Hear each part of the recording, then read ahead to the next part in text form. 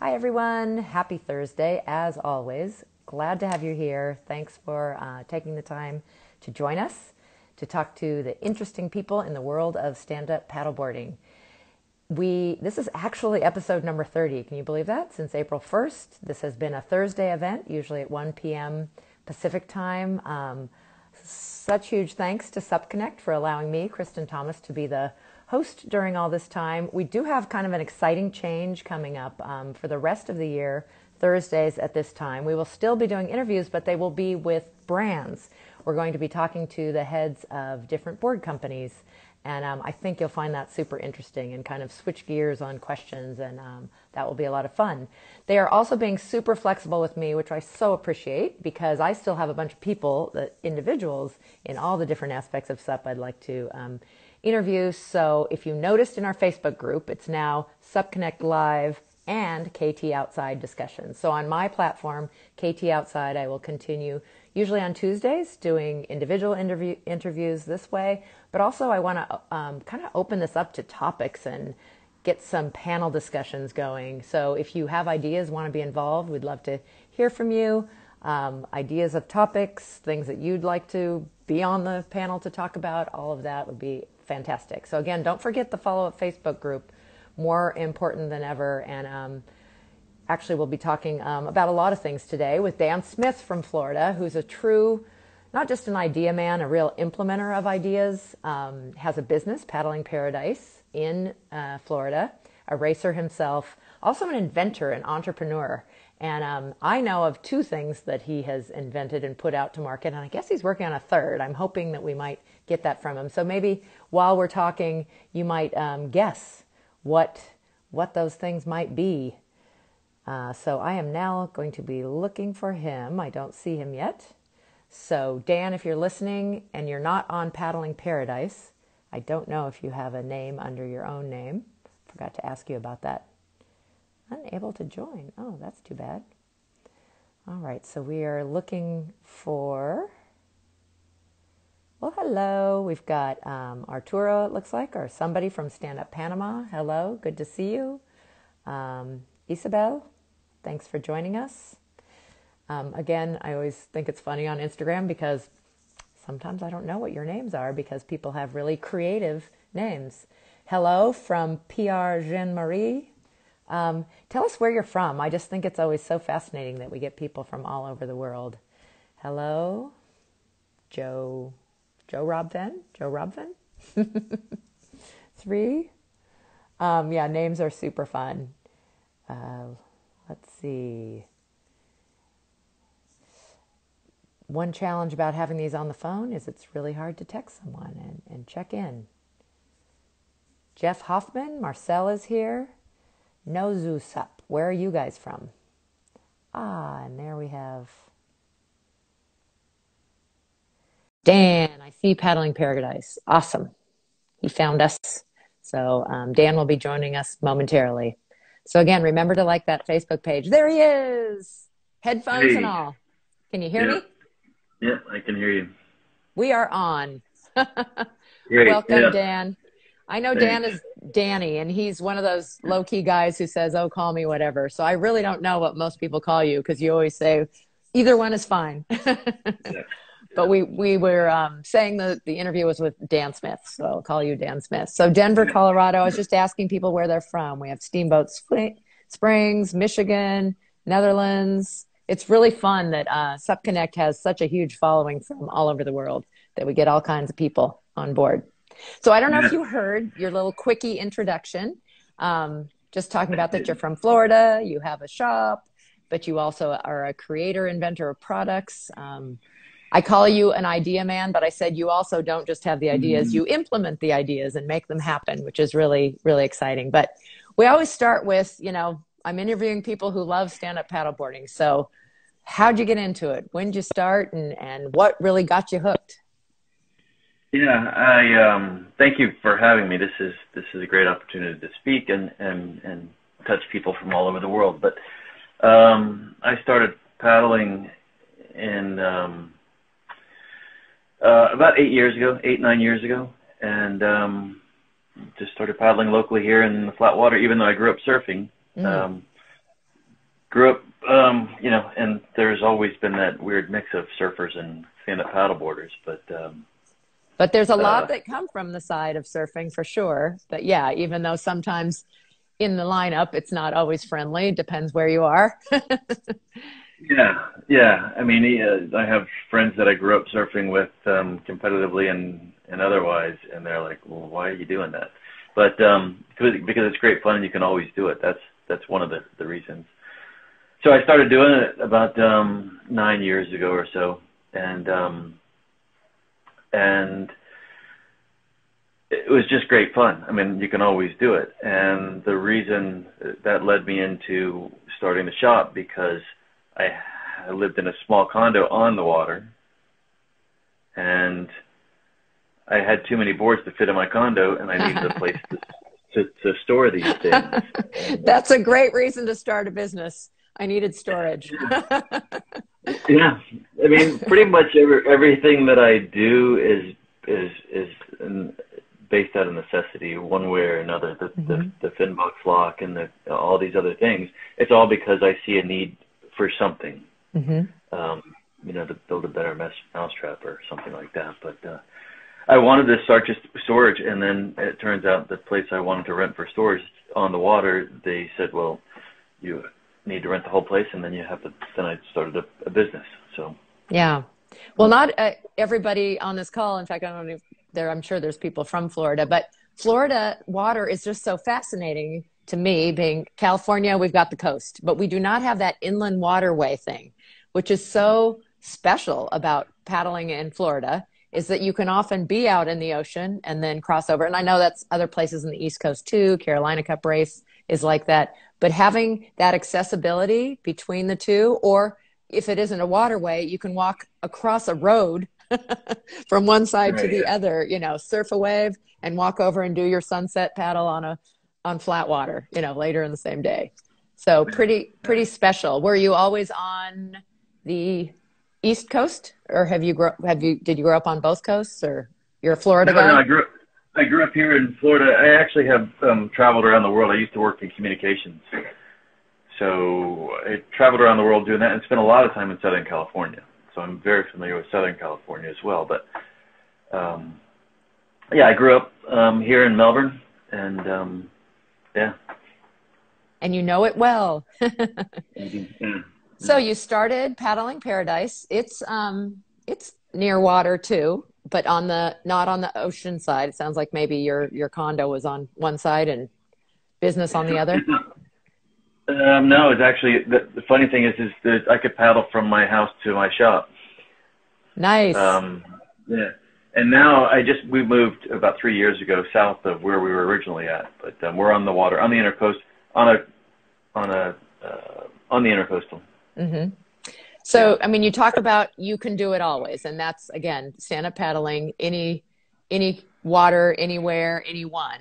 Where surfing is, has a very high learning curve and very specific, and Mother Nature is required to perform and give us waves so that we can enjoy surfing. So that was the first hook, was just that you could do it at any time. But I think you said you got into kind of the competitive side quickly. I'm sorry, you broke up right there. The competition side? Yeah. Did you get into that fairly quickly after starting? Yes. Yeah, because I've always competed at various levels of things. I did triathlon for quite some time, and that was a lot of fun. And then when I first got into stand-up, it seems like it doesn't matter what you're doing. If there's two things, whether it's boats, boards, bikes, skateboards, whatever, if there's two, there's a race. So all my racing, even though I take it serious when I'm racing for the most part, it's all for fun. So yeah, we started hosting races right after I opened up the shop. So in 2013, we actually had a series here in Florida, a Sup and Go series. Yeah, it was good. All summer long, we had races every other month or so. It was fun. And what was that one called? That was the Sup and Go series, I believe. Yeah. Yeah. Well, that's great. Yeah. I didn't realize you coming out of competitive background in triathlon, you had a good idea of how how competitions would go and putting them out there. So good for you for jumping in. I think I probably first met you at one of your other races, which I think you very wisely positioned right after Surf Expo, which is twice a year in Orlando, Florida. And so a great time for a race to be happening, especially for those of us who don't live in Florida, since we were already there. So that was the Neptunalia Challenge. When did that one first start? I might have been to an early one of those. 7 years ago. 6 years ago. So this year we have the seventh. No, we call it the Winter Challenge because people can't pronounce Neptunalia. So, well, I just said it wrong, didn't I? No, you're pretty close. So now we just call it the Winter. Yeah. Yeah. The Winter Challenge, and it is the day after Surf Expo. So this year Surf Expo, or next year, hopefully it goes in January. It ends on the 8th, which is a Friday. Mm-hmm. And then we'll do our race on the Saturday. Yeah. Following. Yeah. And, we have this wonderful SUP community. So people generously, I said, well, if I get out there, can I borrow a board from somebody? Yes. So, shared equipment and all of that. We did talk about your race in another one of these interviews with Seychelles, because it was my first memory of Seychelles when she was just starting racing. And I was racing with Kim Hillhouse, who I'd already met. And, we thought, who is this young thing over there? And we mistakenly thought that she would tire out because she looked very young. And we thought, some of the teenagers that I'm familiar with racing, when they first start racing, tend to go out too hard. And those of us who are a little older sometimes can maintain our speed on a distance race. I think it was a 10 miler. So I was laughing with Seychelles saying, you proved us wrong. You kicked our butts and won that race. And I think she was really early into racing at that point in time. Do you remember? Was that your very first one, or? I don't remember exactly, but yeah, I mean, she was pretty new to coming on to everything, and her story is pretty cool too. And then getting more heavy into racing and then becoming a world champion. Sure, it's nice. Yeah, that's pretty fun, and I think you should think of that as like a badge of honor that you were one of the breeding grounds for, a world champion. Yeah. So the Winter Challenge, have you kept that going? I certainly haven't been able to make it every year, but that's great. Because, the racing thing, has come and gone a bit. Oop, did you lose the sound? Yeah, but that's okay. I'll just go off this. Yeah. Sometimes I know when I move around, it doesn't work. You have to kind of hold still. The interesting part of technology. Yeah. The Horseshoe Challenge. Is that one you're familiar with? Somebody just wrote? No, I think that's, I saw that, but I don't know anything about that. Okay. Because close is not enough. Probably to your point about when there's more than two, it's a race. Yeah. Yeah. So hosting races, tell me more about Paddling Paradise, though. What kind of business do you rent and get people on the water mainly? Are you in sales too? Is it a physical shop or more of a storage? No, yeah. Well, that's how it all initially was starting out with storage. But then we are a physical store. We've been on the water since opening just about almost 8 years ago now.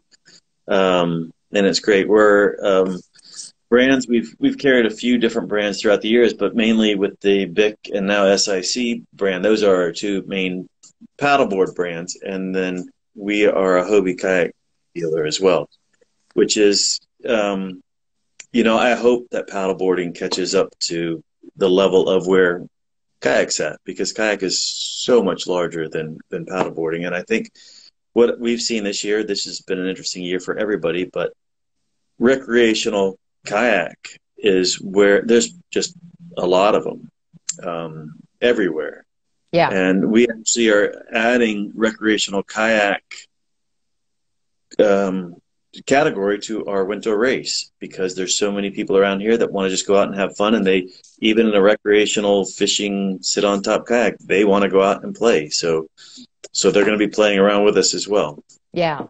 And again, a lot of these races we talk about almost every time, it's about community and getting together, and something we're really missing in this very strange year 2020. Well, in Florida, you're having some races. A lot of us haven't had any official races in 7 or 8 months, but that's great that you're including them. And Another place that we've known each other is from the Sup Industry Association. And I have to say, talking to retailers across the US, especially in North America, so many of them, even if they didn't start with kayaks, added them into their rental fleet, added them into their sales, because sometimes a whole family or a whole group comes and not everybody's ready to stand up. Some are more comfortable on a kayak, and they just said it just really works for different people. And often there's, there is crossover. But overall, I'm with you that I hope stand-up paddling grows because it really is the most versatile, and easier to get around. And we have now inflatable technology at a point where it really is. If space is your issue, I know you're a hardboard guy because you come from surf probably, but for certain uses, it's exploded right now during COVID. Like the people who have inflatable boards. Exploded in inflatable paddle boards. That doesn't really go together. I shouldn't say that word. This is a good point. Yeah. So I think the whole thing about it is, we are a water tribe. It doesn't matter what we're using to get on the water. I think it's all great, and it's amazing to me because we still rent more. At our new location, we rent more kayaks than we do paddle boards. But the cool thing is we have transitioned so many people from kayaking into paddleboarding for so many reasons. One, it's easier to store, transport, get around than any of the recreational kayaks. Once they see that they can do everything they want to do in a kayak and then they can stand up and see everything, it's an easy transition to get somebody to go over. So being able to offer that, it's like what we were talking about with racing, having an easy entry-level aspect like the one-class racing to get people into our sport and then let them flourish and grow into a pro athlete if they want to be. Yeah. But bringing people in, whatever it takes to get the people into our sport is what we need. Yeah. Oh, and I see someone's here from the Midwest Paddle League, which I'm glad. Please stick with us because we're going to be talking some more about racing and organizing racing, and I'm glad that you're here. So you got hooked on SUP, you jumped right in, out of necessity, as you said, and out of necessity is the mother of invention. You also have invented some, I'm calling them accessories as just sort of a broad category, but really inventive stuff. So you want to talk a little bit about what you sell? And I think they're still available, aren't they? Yeah, this one, so the fin box lock is the easiest one because it's right here next to me. This is this is half of a normal box that would be in your paddleboard. And then paddleboards are difficult to steal because they're big, but they can be stolen still. They do get stolen. So the idea behind this is super simple. There's two pieces, this piece and this piece. And you put this piece in your box here. There's a slot that's inside your box where your fin goes in. Yeah. And then this piece goes behind it. And then you've got that hole. You can run a cable or whatever through. You can run a lock just like this through. And then it's locked. And it's simple as that. Nobody can take your board. They'd have to rip your box out and cut it in half if they really wanted to get rid of it. But it's easy. It's an easy way to do things. And I came up with that right around the same time as I was coming up with the shop because I needed a way. These boards are going to be stored outside. I needed a way to lock them all up. So great. And you can find them on Amazon. You can go to finboxlock.com and find them there. A lot of retail shops carry them as well. Fantastic. Well, that's a good one. And then the other one is kind of, for those of us wanting to stay in shape, that accessory that I have one because I have a van and I do travel sometimes. So it's a small version in being inflatable called the Kumo board. Yeah. The Kumo board is, I have one right over here, but it's a small balance board, but it's all inflatable. And the great thing about it is because it's all inflatable, everything is adjustable. Unlike other balance boards, you can make it as easy or as difficult as you want just by the amount of air you put into it. And it's pretty safe. You can use it in a pool. You can use it in the snow. You can use it in front of the TV, not worrying about having to bust the TV up if it hits it. Yeah. Yeah. So that's a pretty cool thing. Yeah. Very cool. And I think you worked on that one with Jimmy, right? A Bic and Yeah. that one together. Yeah. Yeah. Yeah. Yeah. I came But up with the idea, and then Jimmy and I became partners in that project, and it's pretty good. Yeah. yeah. No, I think it's very inventive, especially exactly what you said. As someone who, it makes me very nervous to be on a regular balance board on the wheel because I actually make sure that I'm near a wall. I have broken an elbow before doing one of those, you know, getting Yeah. pulled out kind of falls, not off of a balance board, something else. But so I appreciate that you can adjust the levels of difficulty. I think that's a really, really smart idea. So you said Yeah. you're We're not working all on pro. something. Are you willing to give us a little hint, or is it still under wraps? I can give you a little hint. I mean, it's basically it's a safety product for water sports, and it's based around it's based around um, people and boards when they get lost or whatever on the water. You know, the search and rescue that the U.S. Coast Guard has to do or local authorities have to do.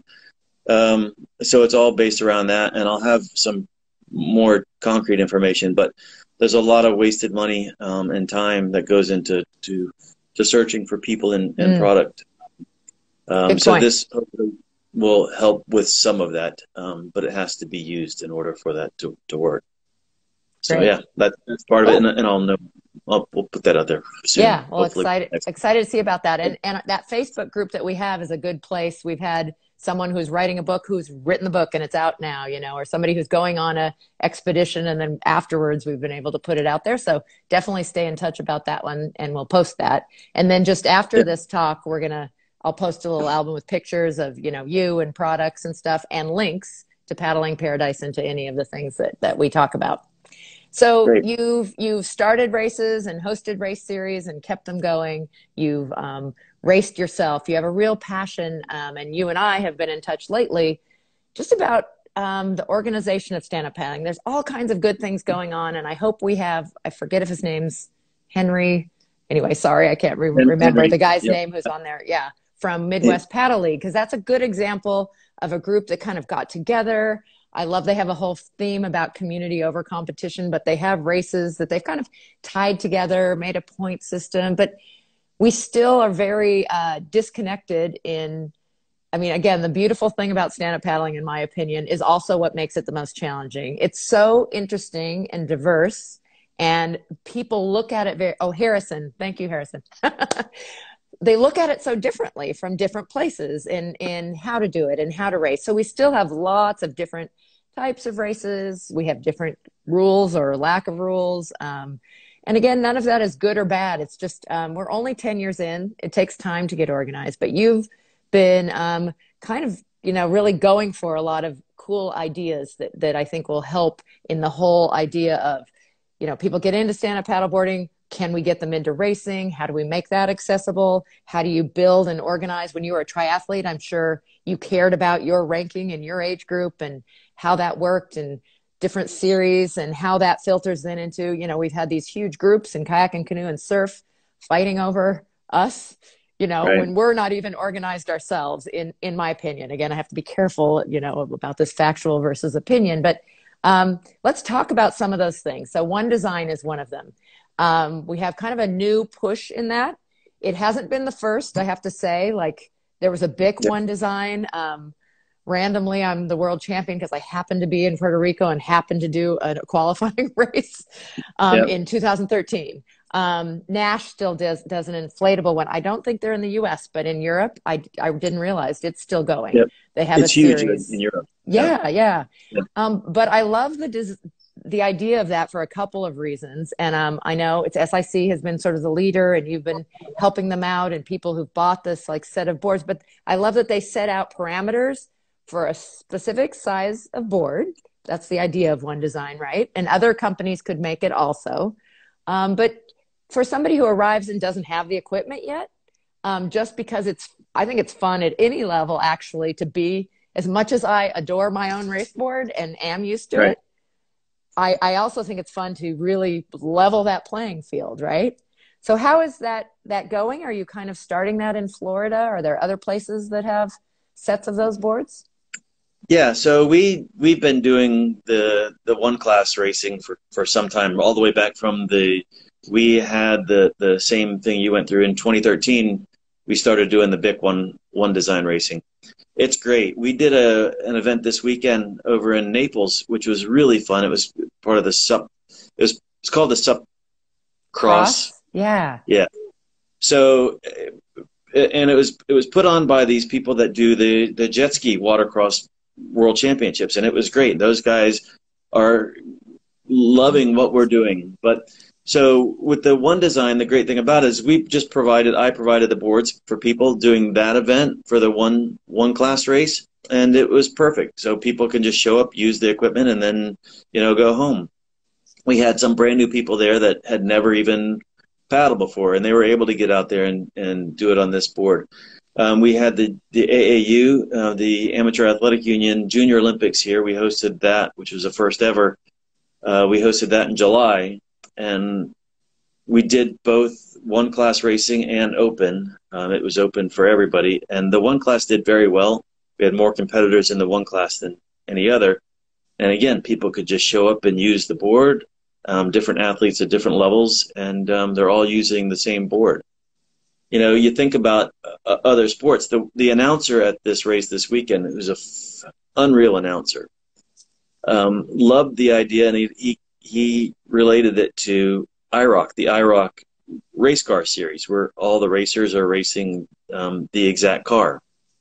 And he brought up the Hobie and lasers and all that other stuff where everybody races the same exact product. It levels the playing field.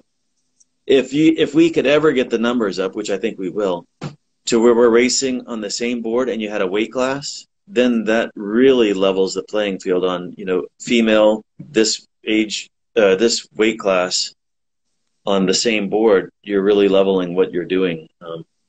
It's a little bit of an uphill battle, but I think it's a good thing to do. Yeah. Well, I love that you are, again, just jumping in and doing these things and trying to get them and hopefully they will stick. I want to back up to Amateur Athletic Union. I think I mentioned to you, as a swimmer growing up, that was my sport. And that was the pinnacle, was to be in the Junior Olympics, which was the National Junior Olympics, but you had to qualify. And AAU, many sports, I forgot, is it 23 or 43? Anyway, 40-something. Use that as a platform to organize. That is in the U.S., I believe, or is it North America? Do they include Canada? I know it's in the U.S. For sure, and I actually think they spread out a little bit other than that, but it definitely is focused on U.S. But so interesting to have those discussions and see if this is the right fit for us. While doing that, and you've done the most with that, and I was talking to you, we ended up, we're also talking to the American Canoe Association, which is over 100. It's like was started in 1880 or something crazy. So, and AAU started in 1888. Wow. So they're both, they're both not brand new companies or organizations. Yeah. And the great thing about it, there's a good meld together there with those two. I didn't realize until recently, and I think everybody that I've talked to about this didn't realize that the ACA was our national governing body, and we need to get more involved with them. Right. Well, they're one of them, and again, in this, right. The U.S. Surfing also is under the ISA, which was given the Olympic path for SUP. So we have multiple, but yes, the ACA also has the Olympic branch of canoe and kayak as part of it, but they also are much broader than that. And they have what I think is fantastic, which is clubs. They just have such a network, which is amazing, of getting people on the water. So if they're already getting people on the water with, canoe and kayak, how fantastic if stand-up, it has in some places already become part of that, but continues to become part of that.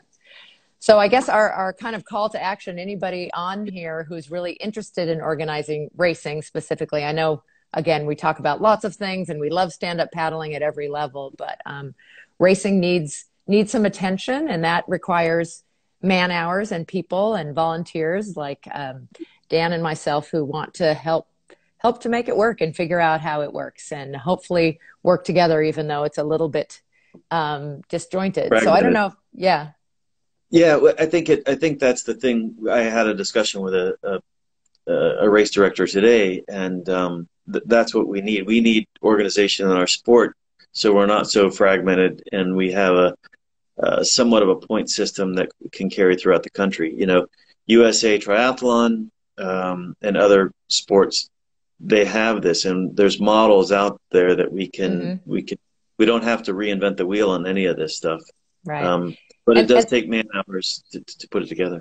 And there have definitely been inroads. I know you have something fastest in Florida. I don't know how well received, or if that really is a way to bring them together. But Harrison, who's on the call, I'm not sure if he's in the leadership of the Midwest Paddle League, but that league, I understand, has talked to 2 other leagues, and they have very similar point systems. So what a great place to start. I mentioned at the beginning, I'm hoping to do some live panel discussions, and I think race directors, getting them together kind of, and again, some have very specific ideas, but especially race directors who are willing to share what they think and also be open to listening to what others are doing and how can we come together on this. And Harrison says he is involved in that, which is fantastic. So yeah, you would be a good one to have. I've talked to Doug from Midwest Paddle League. He travels quite a bit and gets to some of our races here in California. But again, it takes people power. And I do hear I think we've been really lucky. You mentioned that it's the water tribe. At least here, so many of the races that didn't start from scratch like you started have been with other watercraft. Have been because, for instance, our winter league here is hosted by outrigger clubs, and they have divisions for 6 different watercraft in all of their races that they host, and we're lucky to have that. But sometimes you have to pull out stand-up paddling and how it all fits together, and I think there are really great ways to do that. And you can have, if you have some structure and guidelines, it's always been my theory in life and parenting and everything, you can still have creativity within that, but it makes it better and moves us forward. So I think you and I are on the same page, and hopefully we'll find others who and I think we will. I think it's just a matter of getting it out there. And the one nice thing about the AAU and ACA, because it's been around forever, and they're already in the paddle side, the AAU has huge numbers, and it's people that our sport needs to reach outside of itself and grab people from other sports to get them in. I mean, runners, I'm a runner, and runners in our sport, there's an event that happens in Sarasota. It'll happen in May. There's 1,000 people in that race. 1,000 people. It's a sup and run. It's a 5K run followed by a 5K paddle. It's amazing. It's the largest race that I know of in the United States. 1,000 people. Now, and they all do both, or is there a relay? No. So that sounded really good, didn't it? So there's only 2. Yes. But there were 200 paddlers. So there's 800 people that only ran, and then the other. There was 1,000 people that did it the whole event, so there was 200 that did the sup and the run. So that's pretty amazing. Numbers, yes. It's huge numbers. I mean, there's only 1 or 2 other races that have those numbers. And the great thing about it is these runners that did this, the paddle side of it, they're just recreational paddlers. They just want to go out and have fun, and they want to be competitive. It doesn't matter what I keep saying, it's not about the board. It's about the athlete and what they have inside them and what they want to do. Mm-hmm. Yeah. So I think that's great. And also the exposure to those 800 that didn't choose to do it that time, but maybe we're seeing stand-up paddling for the first time. So exposing our sports to others, and that the athlete side is such a natural transition. But then I also have stand-up is 90-some% recreational, but a lot of those people also might enjoy racing and might find a way, and things like the one design, one class, sorry, I keep calling it the wrong thing, but it's are also ways to get people in new. It's an easy entry. I mean, it's very easy because they don't have to own the equipment, and it's easy for shops and clubs, yacht clubs or whatever, rowing clubs, to have one class boards. One, because the boards are almost indestructible, There's a lot of them out there already, so clubs can pick them up used if they need to. But it's an easy board for most people to ride. Most people can get on that board. We use that board in our rental fleet and have no problem with it. So the easier we make it for people to come into our sport, the easier it is for them to race, and then we'll just grow. I mean, that's what happens. We want to make it up. Easy, clear, fair, ways to build, reasons for people to keep coming back, community, and many other things. With you on all of those, Well, there are a few things I wanted to just pick your brain because you have been so involved. We always like to get some top threes. So getting into, I don't know if you want to talk about just racing in general or being a race director, which is a very specific one, but what are 3 mistakes to avoid in racing to help people getting into it? Race directing wise, I would say have a plan B. Have a plan B. And in life too, and then in racing, as a racer, have a plan B. Because if you show up and something's not exactly how you've been training for, you need to have a plan B. As a race director, I've been to races and we've had to change our race course depending on the weather.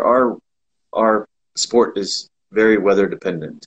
I always try to have our races to have that plan B, C, and D to where you can go into a protected area if need be. If you got crazy weather, which we've had. I don't know if the one you came to where we had those tornadoes and there was one that got changed. The course you had to change. So have a plan B, and then as an athlete too, you need to if you didn't bring your A game for some reason, then you go to plan B and be able to adjust for it. I think those are important things. Excellent advice for both racer and race director. So you said you've traveled a lot. Was that before stand-up paddling? Have you had a chance to paddle outside of Florida? Do you have any favorite places or places you'd like to go? I used to live in the Caribbean, but that was before I was living. It's really great. And out of all the places I was traveling basically since I was 18 years old, almost, working at Cape Canaveral. There's a lot of places I would like to go back to. Right before I started the shop, I was traveling with some communication stuff, and I spent some time, a couple months in California and then a couple months in Hawaii. And here in Florida and the East Coast, we get some really good paddling because there's always plan Bs. There's always places to hide from the wind. Hawaii, you think about it, on Oahu, there's not too many places you can get out of the wind if it's too windy. But we paddled up in Georgia for the Salt Life Cup last year, and that was really fun. Different kind of water. Over in Naples this weekend, that was fun. I'd like to go back to the Caribbean, I think, because the Caribbean's cool and the water is nice, and there's a lot of places to hide there. I think that's, Or finding ways to embrace that wind, downwinders. Use it. That's. The Keys are pretty good. Going down there to Scott's place and paddle the Florida Keys and doing some downwinders with him is pretty good. Yeah. And he's talking about Scott, who it's called Paddle the Florida Keys.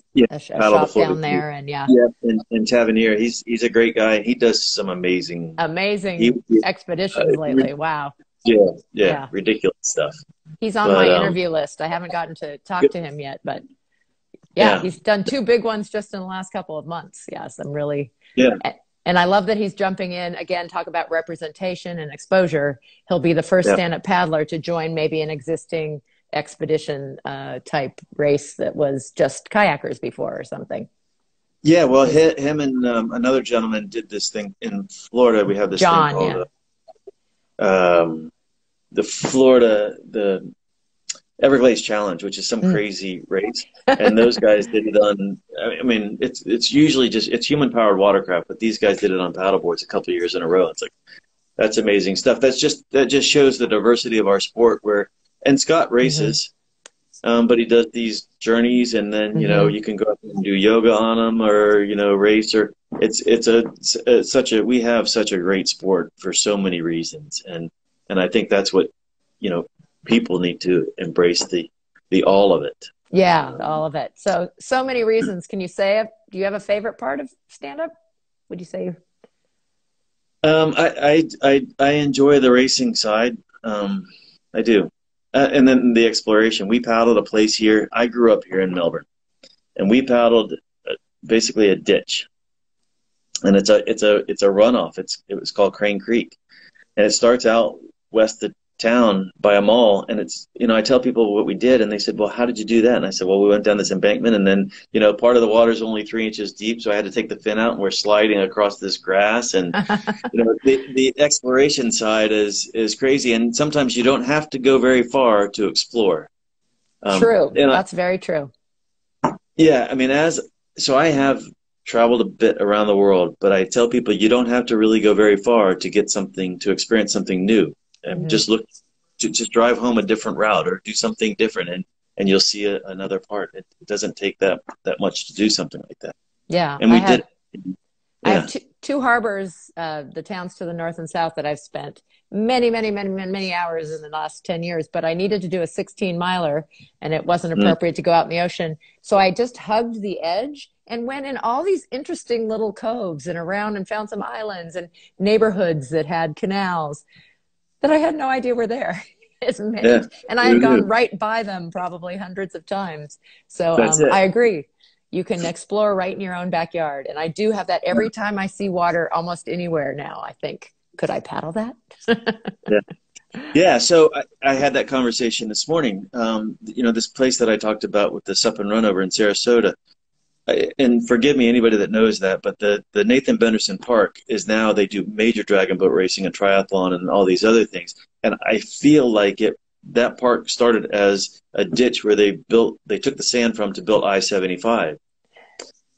And they turned it into this beautiful place. It's got wave dampening in the water and all this other, in that huge 7-story tower or whatever it is. It's just an amazing place. And it was built out of a ditch. And more communities really could learn a lot by looking at that place and build on it. There's a community just north of us that they're doing all these housing projects in small shopping areas where they're digging these big lakes that need to be usable. And if they're usable, then you'll get people out in there, and instead of just having it as water runoff. Yeah. So, yeah. Water everywhere. Yeah, that's it. Can I go play in it? Yeah. Yes. Well, it has been fantastic talking with you. And I know you and I are going to keep talking about organizing racing, but so much going on. Excited for you and your new project. Keep those race series going, winter series. That probably was smart to change the name to an easier to pronounce one. And everyone who's listening, really appreciate having you on. This was interview number 30. If you didn't hear at the beginning, Supconnect is switching gears a little bit. There will still be an interview every Thursday, but it's going to be brands for the rest of the year. So we're going to be talking to lead people. Dan knows quite a few of them and works with them every Thursday at 1 o'clock. Because I'm very interested in Supconnect being very flexible in continuing these discussions with individuals and starting to have more bigger panel discussions. KT Outside is my Instagram, and that's where I will also be doing some live, probably Zoom to Facebook and some different things to keep these discussions that we start here going. Want to hear from you guys. What kind of topics in stand-up paddling? What are you into? What do you want to hear about? Who do you want to hear from? So I'm going to put that in that Facebook group. Again, it was called Supconnect Live Discussions. Now they added the KT Outside bit because some of them will be on my platform. But you're number 30, Dan. You're the last since April 1st. Every week we've had an interview with some interesting people. Again, those are all archived on YouTube, Supconnects and KT Outside. So anybody can go back who missed somebody who we've already talked to. And I hope to talk to more because there's lots of fascinating people out there. And I forgot to mention, Harrison said there's a paddle from an island and back up in the Midwest paddle series, the Rappahannock race in Michigan. Yeah, that sounded like a great one. I meant to go up there and do that this year, but there's a lot of that. I think there's a lot more than we know. It's the paddle run side of things is an easy connection to grab those runners that are athletes. Yeah, one of my personal things is trying to not just paddle in every state, but race in every state. That's I don't it. know if I can get that before I die or before my body gives up, but I've raced in 14 states already, and there's just so Oh, many no, out there I would love to be a part of. Good sure. stuff in Yeah. our community. Yeah, yeah, we just got to build it. And you know, like you said before, I think, you know, anybody that's watching this and anybody that's going to watch it in the future, if we can get people out, we really need some guidance, some help with the AAU and the ACA. I think that's our path forward to get the youth into our sport. That's really what we need. We need beginners in our sport.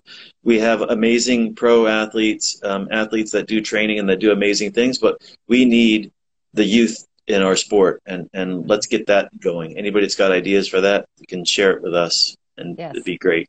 Yep. absolutely. Well, thanks everyone. Have a wonderful rest of your Thursday wherever you are. It actually could be Yep. Friday if you're way over on the other side of the world. But great to talk with you, Dan. Appreciate all your great ideas and keep up the great work. And we'll All be right. in touch soon. Take Thank you care, very much. everyone. Yeah. Bye.